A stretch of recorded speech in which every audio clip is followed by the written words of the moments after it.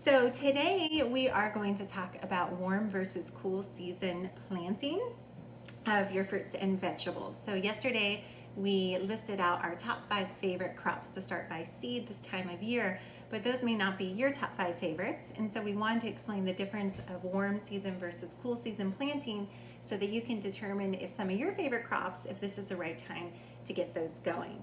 So in North America, Thursday is the last day of winter. I said in the last video it was Saturday, but it is this Thursday, which means that spring starts on Friday. And this change of seasons means that it's a time of transition for gardeners as they're transitioning their cool season crops and their growing space into their warm season crops. So you might be thinking, how do you know if a fruit or a vegetable is warm or cool season? Of course, there are always exceptions to the rule, but this is how we teach the kids at school or how I have taught it in classes or in camps. And the first thing that we do is we review what fruit is. So fruit is the part of the plant that holds either interior, holds them on the inside or on the exterior, but it contains the seeds for the next generation of the plant. And a lot of fruits seem really obvious, like apples or watermelon, oranges, grapes, things of that matter. But there are many fruits that many people consider vegetables, but in reality they are fruits. So examples of these could be eggplant or peppers, cantaloupe, beans, cucumbers, zucchini. Typically people call those vegetables, but they are fruits because they contain the seeds for the next generation of the plant. So in order for plants to produce fruit, they need a lot of sunlight and they need pollination. And a plant will not be able to produce fruit if there are not enough hours of sunlight within the day.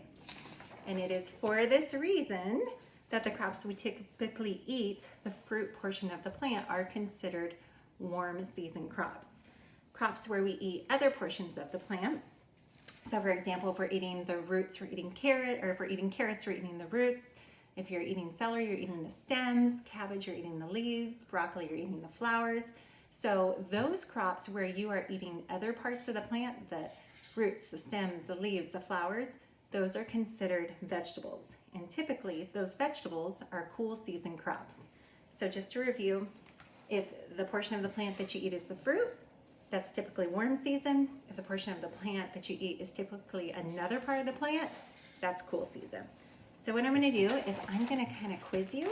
I've used these with kids, and I'll hold up the picture and you can just answer to yourself, and then I'll tell you after a few seconds. So the first one is, what is that? Zucchini. That's warm season. The next one, watermelon. Also warm season. Kale.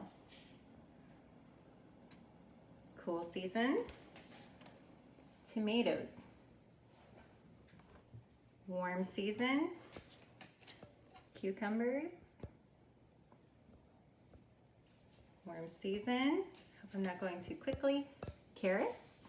The roots. Cool season. Broccoli. Cool season. We'll do a couple more. Eggplants. Warm season. Let's do one other. How about this one? Bell pepper. Warm season. So good, you guys. And of course, there are some crops that grow in both seasons, such as garlic and onions and potatoes. And I would just recommend checking online if you're not sure with a garden resource, and just to double check. And then one last thing to mention is something to research is your plant hardiness zone. The United States Department of Agriculture, they have an interactive map online, and you can just plug in your zip code and it will tell you what your plant hardiness zone is. We're in San Diego, so we're zone 10B.